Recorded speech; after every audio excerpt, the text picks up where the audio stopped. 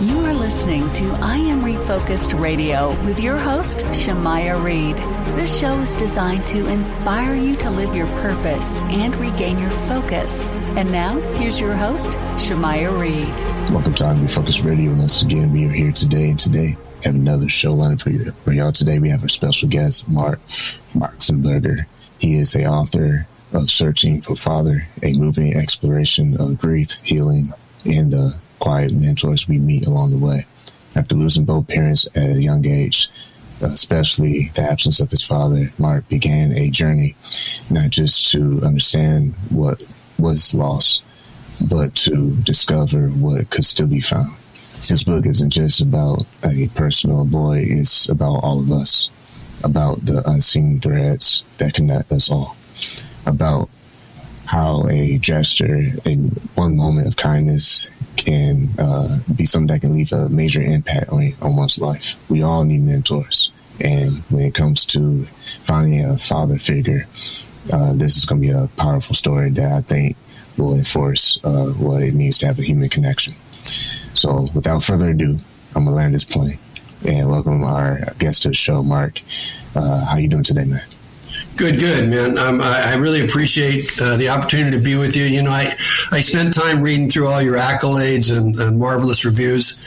And to me, they speak wisdom, authenticity, and consistency. And I'm telling you, those are character traits that I highly respect and value. So I am honored to be here with you today, and I mean that wholeheartedly. So excited to be here. Definitely appreciate that. And I know you had the similar traits. So let's start from the beginning. When you think about what you had to go through at a young age, share with the audience a little bit about the origin story of your earliest memory of life being changed, to say the least. Yeah, so I was 8 years old. It was December 28, 1964, just 3 days after Christmas. My father was a minister, and him and my mom went to a ministerial dinner. And about 15 minutes after they drove away, they were both killed tragically in a car accident. And a little earth-shattering. I have 4 siblings, so I have a brother 10 years older than me, a brother 8 years older than me, a brother 5 years older than me, and then I had a little sister 5 years younger than me. But, you know, it was a tough moment in time, simply due to the fact that nobody gave us any counseling. Nobody sat with us and talked about loss and grieving. And I was extremely blessed. We were extremely blessed that my mother's mother, her name was Dorothy Hansen, my grandma, she took all 5 of us in. And at 64 and widowed, and she was an amazing person. That's all I can tell you. But I give you a glimpse of what I was going through, because I thought for the longest time I was really caught in a bad dream. My mind was just kind of saying, this can't be. I can't not have a mom and dad. I mean, how does that happen, right? And so fast forward, going into my next year of school, I'm now 9, and my grandmother decides to clean out my drawers in my dresser and put some new clothes in there for school. So we go through the shelves, 1, 2, 3. We get to the 4th shelf, and there's a couple sweaters in there, and she moves the sweaters, and at the bottom of the drawer, there's every lunch bag I had received from her the year before. She made my lunch every day, wrote my name on it. Every bag was tenderly folded, and they were all there. My grandma said, "What is this? What?" And I looked at her, and I said, "Grandma, if you die, I have nothing to remember you by, and I need something." So that was the clue to my grandma that I was still struggling really bad, and so she just she gave me everything she had. She was a giver. We grew up in a neighborhood where my grandmother wasn't the oldest lady in the neighborhood, but everybody called her grandma. Everybody. I don't even know if anybody knew what her real name was, because she was grandma. But So she helped me get through that start. But then what happened for me was my dad's best friend lived about 3 blocks away from us. And his name's John Hager, but he becomes Uncle John to me. And he works with wood. He's a Finnish carpenter. And so I go over to his house almost daily, and he lets me work in his garage and help and measure things and do some fine sanding. And he invests a lot in me and helps me to understand that life is all about choices. And you need to make the right choices, right? So I spent considerable time a few years ago in Proverbs doing the study. I for the last 15 years, I've done a men's Bible study at our church once a month. And in Proverbs, I came across a verse that I think just really kind of is the touchstone about what he was trying to share with me. His whole thing was Proverbs 4:23, above all else, guard your heart, for everything you do flows from it. And so choices are all about who we become and what we do. I'm a big believer in habits. I have 4 kids. They're great kids. They're all married. I've got 11 grandchildren, 6 and under. So we're blessed in just untold ways. But I was really big in trying to help them grow up in life to understand, the only place success comes before work is in the dictionary. I'm big on quotes because they stick, right? They help you kind of think through things. But I came to that conclusion early on that really guarding your heart was important. I had 3 older brothers. They all chose to go a different path than I went. But I do have a vivid memory of dedicating my life to Christ with my father because he was a minister. We had a VBS, and there was a big, huge 9-foot cross in the front of the church, and they gave you these big, huge train nails to spike into it. And I distinctly remember doing that with my dad. And that's really a blessing to have. But that created in me through Uncle John, the impetus to say, all right, I have choices to make. I can tell you one thing. I'd seen my brother give my grandma so much grief, I did not want to hurt her. And so I was really a straight-laced kid. I didn't mess around. I didn't do anything stupid. I didn't because I didn't want to make my grandmother grieve about those kind of things. And Uncle John really helped set me on the path to that. So there's 26 men in the book that I talk about. And I really believe, in the book, I talk about, you have to embrace change. That's an inevitable piece of life, right? And so how do you do that, right? We talk about the constants of life and how there's so many things that have to be consistent. But I can tell you I've learned from all the men what got me where I am today is not going to get me where I need to be tomorrow because life is full of change, right? And so I think together we can sift through the pain and wonder and love, but it's up to us to kind of continuously and intentionally create those connections. So I was fortunate, 26 men, one today that I still meet with about every 6 weeks for lunch. He's just a great man. He's got a golden heart. He's committed in everything he does. He's a great role model for me, even in my older age. He's in his late 80s, and he's still working because he's passionate about what he does. So I think about all these people who gave to me, right? And kind of just give you some backdrop to my thought process around this. Tony Dungy wrote, "Fatherlessness is a silent epidemic. It doesn't just leave children without a dad, it leaves them without a part of themselves." And that's a true fact, I think, for both men and women. I've known women who've even had dads, but there's no relationship there. There's no connectivity. And so we all have this need, I think, and I do believe it's kind of a God-given need. And I believe a big piece of that is, God is our father, right? God's a father to the fatherless. And the Bible says that he'll take care of you even though you're in need. So these men all come into my life at different times and provide something for me that nobody else could provide. And that's the genius of God working within what happens every day as we walk through life. And so I can give you the first one to really have a huge impact on me was Coach Holland. And I was a skinny skinny. If I turned sideways and stuck out my tongue, I looked like a zipper, man. I mean, there was just nothing to me. And so I would go to PE in junior high. I was the last guy picked every time in PE, and I never played because they'd look at me and they'd say, "You're going to get killed if you go out there." I said, "It's basketball. How could I get killed?" Right? But no, look at you. You can't. And so my second year of junior high, Coach Holland came up to me one day and he said, "Hey, I've got something for you special this year. Been thinking about you." And he says, "I'm going to get the game started." And he takes me out to the field. He's got like 3 golf clubs in his hand. He's got a bag of balls. He dumps the balls in the ground. He gives me some general instruction about how to hit a ball. He says, "Okay, let me see you hit." And I hit. And he laughs and he says, "Okay, that really wasn't a hit." So he spends maybe 10 minutes with me, and then he leaves me. And he says, "Hit the balls wherever you want to hit them. Just bring them all back when you come." All right.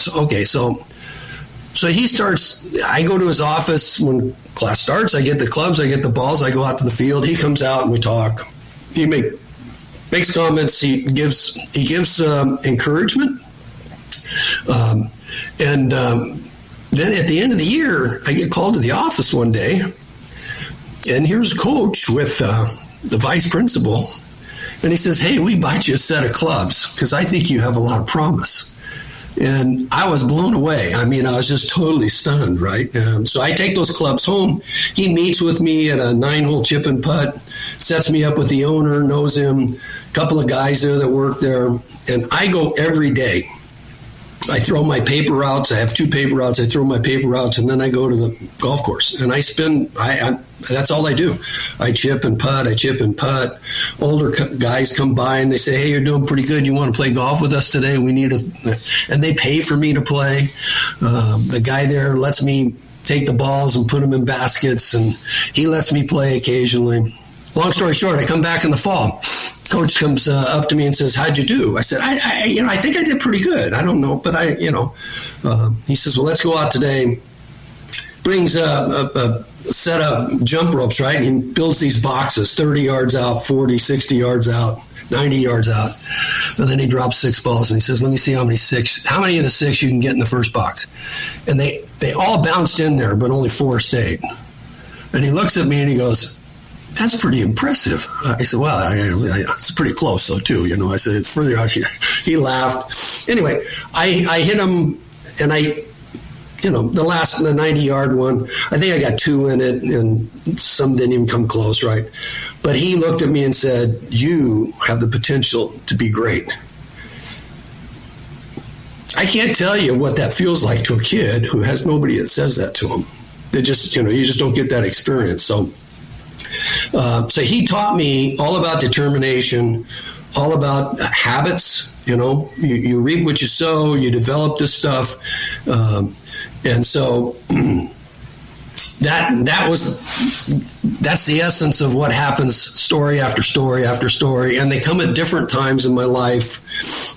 And I think really people sensed in me that I had the desire, but I had to have the need. Somebody had to come along. So it's teachers, it's coaches, it's some neighbors that I had, it's bosses that I had as I moved on into my career, and I had people come into my life and say, I'm impressed with you, so let's see what you can really do. And then they provided all the encouragement and all the resources. I think, though, as I wrote the book, one of the things that I began to feel was that it was important for people to understand you need to give in life, right? So I did a big Bible study a number of years ago, going through Genesis, and came to a conclusion after the beginning of Genesis that God created everything in the earth for us, and everything gives, right? So the vegetation of the world, the fruits and the vegetables, they don't consume what they provide. The snow and the rain and the rivers, they don't consume the waters they need. The other elements of our world that exist, the fragrance of the flowers, they don't consume that. The sun and the moon, they don't use up the light, right? Everything God created was for us, and it all gives. And then it dawned on me, Jesus says, for God so loved that he gave. So major component of God is love. Second major component is give. And I do believe Proverbs 11:25 says, a generous person will prosper. Whoever refreshes others will be refreshed. And so I do believe that there's this notion there that emphatically says the more you give, the more he gives back to you. That this is really kind of a divine abundance thing. And so now saying all that, I really kind of come to some really, I think, maybe epic conclusions, right? So we don't live on the earth. We live with it, in it, and through it. So God creates this interdependence, which is not optional. And really, it's not our task to conquer nature, but to learn to live and work in harmony with its generosity. The earth doesn't give to us because we deserve to. It gives to us because giving is what life does. So, I think the value and benefit of all that is that we need to kind of come to a conclusion and understanding that God designed us to be givers. That's the true design. Christ came and gave his life, right? And so, let me just bear with me here, but imagine how good our world would be if everybody gave. Just imagine what that would do to change the dynamics of every day for everybody. So I make it my intent. I wake up every morning kind of with the desire and intent of how do I give? What do I do to give to others? Because I think it needs to be habitual. For me, I'm big on habits. I have a whole series of habits every day that I do. When I get up, when I go to bed, what I do, what I eat, how I sleep, my exercise, my time with God starts every morning with him. I finish every day with him. It's all about the habits, right? And I say all that because greatness or excellence isn't an act. It's a habit. What we do regularly, like what Christ did regularly, right? He regularly went away from the disciples and spent time with the Lord. It was his habit to do that. It was his intent to do that.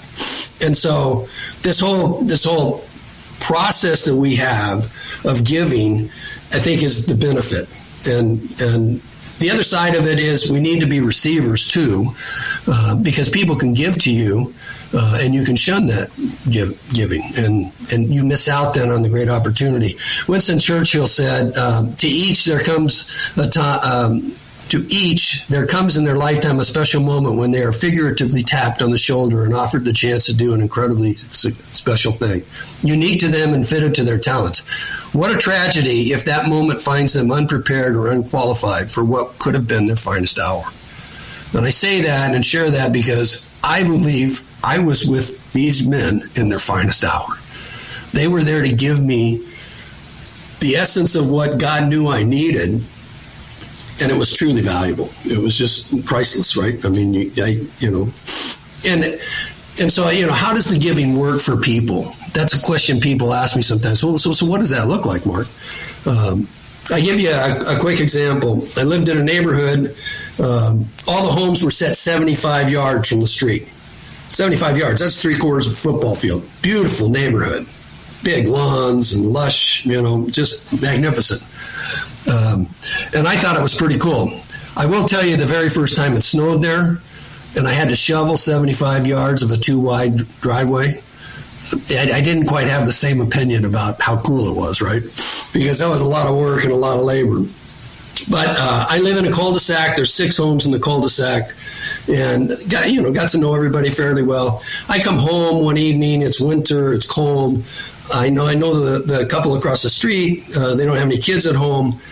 He's away on business. Her trash barrels are out in the street. And I decide I'm going to stop and take her barrels up. So I take her barrels up. I get back in my car and I start driving towards my house. And I notice somebody else's barrels are out. And I thought, all right, well, you're going to do for one, do for other. Yeah, man. So I pull over. I take their barrels up. I go up in my driveway. No thought about that. No. But the next week I pulled in and I saw some barrels out. And I thought, yeah, okay. So I made that my habit. I took everybody's barrels in. If they would have all left their barrels out, I'd have taken them all in, which could have taken me like 25 minutes. It's 30 minutes. My wife's like, what are you doing? I'm taking barrels in, right? So fast forward about 7 weeks, the Christmas get-together for all the couples happens. And the real brouhaha of that whole conversation is, who's taking the trash barrels in? And of course, people look at me and I say, nobody's taking my trash barrels in. What do you mean somebody's taking your trash barrels in? And they're like, yeah, somebody's taking our trash barrels in. It's beautiful, but you know who it is? I said, nobody's taking mine in. That's all I can tell you, right? So somebody was then on the hunt to find out who it was.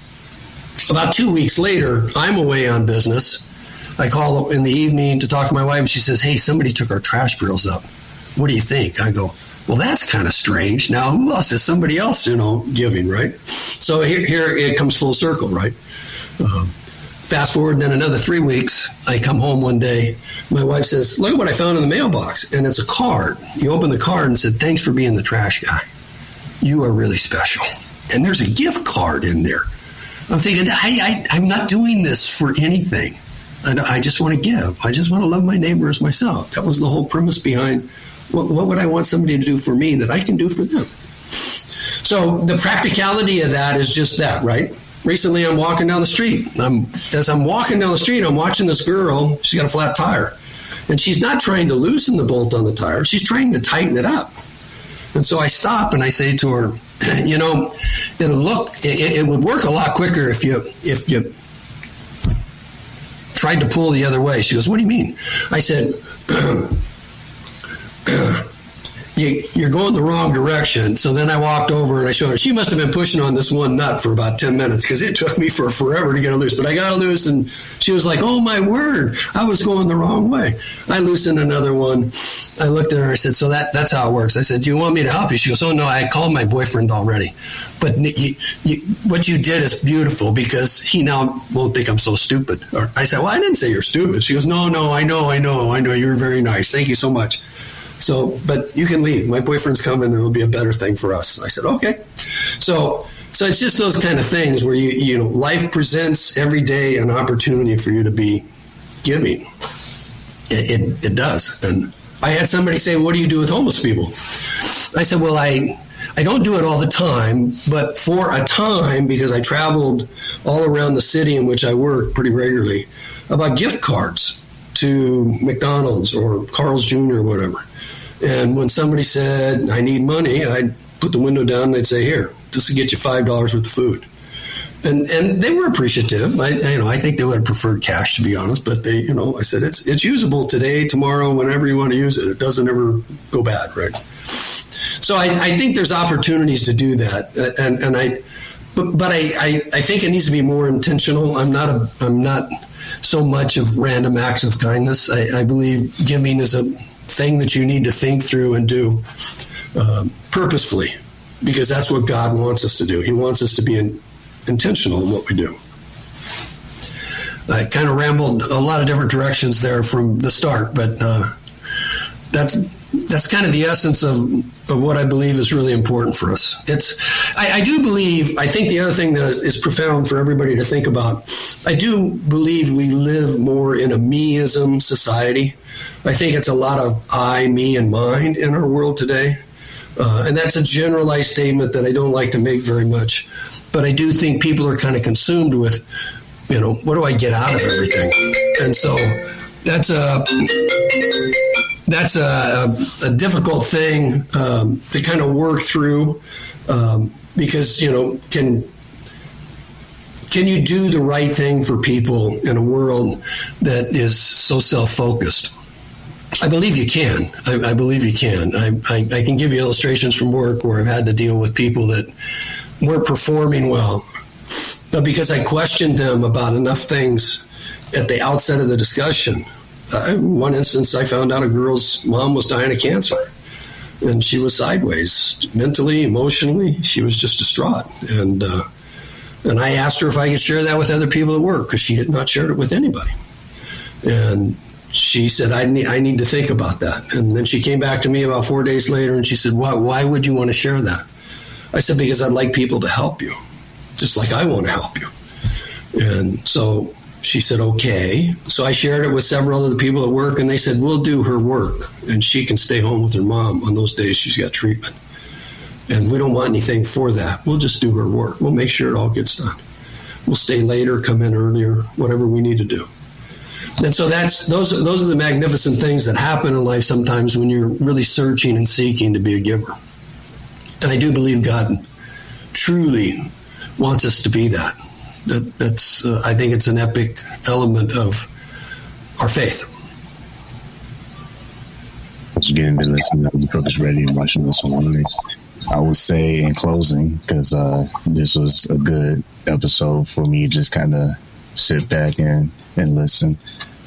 I would say everything you said ties back to earlier when you said about your grandmother when she wrote your name on the paper bag for lunch, and how you took care of that and neatly put it back into together because you wanted to keep something positive memory-wise. How that is in life, God gives you something with your name on it. And we don't always know how valuable it is until it's gone. Right. And that's the most interesting about that. You learn how to appreciate things usually when it's almost time up. And from that is embrace the moment. Just like you said, Napoleon. What shame it would be for not being ready and prepared for the moment that can be your greatest moment. But if you're not ready because of your choices, you may just lose that moment of opportunity. I always say that in the show a lot of times is that we have so much time. That's right. That window, it gets smaller and smaller and smaller. And if we're not careful, one day it's completely shut. So when we embrace that moment, you took the time to take that paper bag, but not just one, multiple, and have it nice and neat. To her, from the outside, different perspective, it was like, what in the world? Why would you keep these? But from your perspective, you knew the value of what she gave to you. And so I had to just emphasize that, because that made me think about, God gives us our value with our name on it. And if we don't be careful, we will spend our whole life ignoring that value. And if we're not careful, we will lose that whole window of time. Yeah, I have a great quote by a guy named Michelangelo Guerriero. He's a famous toy maker in the early 1900s, and I actually went to his toy shop when I was in Europe visiting. But he had a great quote, and it was carved out of wood above his workbench there. Build as if to last 1,000 years. Live as if to die tomorrow. And I thought, man, that is so crucial, right? That every moment I have today could be the last one. But I want to do things that impact eternity, right? I don't just want to do things that are good for today or good for tomorrow. I get stuck on quotes because once they get embedded here, right? I think the early thing my grandma tried to help me understand was life is neither good or bad, but thinking makes it so, right? You have two people collecting trash, and one's just miserable as all get out, and the other one's whistling Dixie all day long, right? And it's just a choice, right? Those are just choices. So, we all have a time and a place and a purpose and a plan, and God's behind all that. And just that's wonderful. What I would say is, since you like quotes, there's a quote that I wrote down, put in my wallet. And it was in my wallet all through college. And I discovered it when I was in high school. And it was by Blaise Pascal. Oh, awesome. Great guy. And he said, in faith, there's enough light for those who want to believe, but also enough shadows to blind those who don't. When I first read it in high school, I was just like, man, what in the world does that even mean? because it's so much information in such a short, statement. And the more I read it, the more I learned something new, because it's true. I mean, a remix version is Henry Ford. You think you can or you can't, you're right. So that's like the watered down version.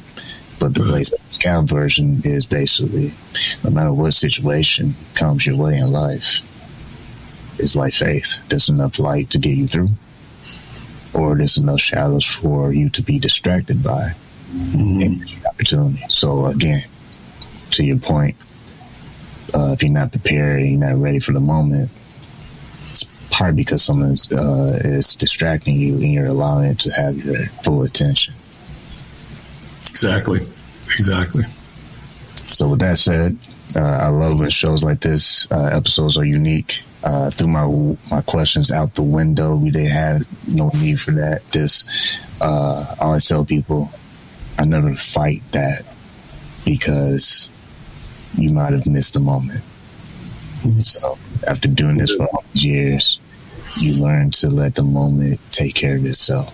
Because to your point, all the mentors you wrote about in your book, that wasn't by chance. That was by design. Absolutely. And people are so worried sometimes about how life will pan out. Well, you can't control the world, but you can control your choice. And when you put that out, life seems to open its own doors for you. I know that firsthand. Tell people all the time, won't bore them right now, but they heard my story about the barbershop 1,000 times. But to the context of this show message, there were a lot of moments in the beginning of this show. And if I would have missed those moments early on in 2017 through 2019 and 2020, I wouldn't be sitting here talking to you. It's a lot of people I would be sitting talking to, but time and chance. We never control what happens outside of us, but we 100% control what happens within us. Absolutely. And that's our choice. Everything else is an opportunity to appreciate. And when we think about memories, when you think about the best memories of life, I mean, you started the show with some of the most tragic memories. But it's amazing how those tragic moments can lead us to our best moments. And what I mean by that is, you could have spent your whole life giving up and said, I deserve it. I mean, you should hear my story. Let me tell you again. Right. Instead, you use it as an opportunity to give to others. And when Dad says all the time, you give water into someone's life, you end up watering into your own life. So giving, everything you said about design, God's design, the sun, the water, all this stuff, everything is bigger than itself as far as purpose. Nothing is for yourself. We're not even designed as humans to be that. We're always serving, giving, work, career, business. So we have to ask ourselves. Had this one person on who talked about she was going through the most deep, dark places in her life. She looked in the mirror and she told herself, we're going to get through this. She says she spoke life, even though in the moment she was in her darkest space. I think it's powerful when you understand that, when you're able to recognize this is either a point to change direction or is a point of no return. It's heavy. But when you're able to make that choice to make the point of a new direction, that's when life opens. It's like from the chaos. And when I hear that said from her story, and now I hear it from your story, I'm telling you, when you said about the paper bag with your name on it, it's like, wow. God put his name on that bag through his grandma to let him know you're valuable. And think about that. What was in that bag? Food. Food of life. You can go days and all in on that point alone, but it's funny how metaphors can just teach us a lot. But usually it goes through lessons of pain. Pain can either destroy you or it can build you. That's right. If you're not careful, you lose all the moments because you allow pain to destroy you. Pain is temporary, but it doesn't mean your choice has to be the wrong one, because your choices are permanent and it can never be taken back.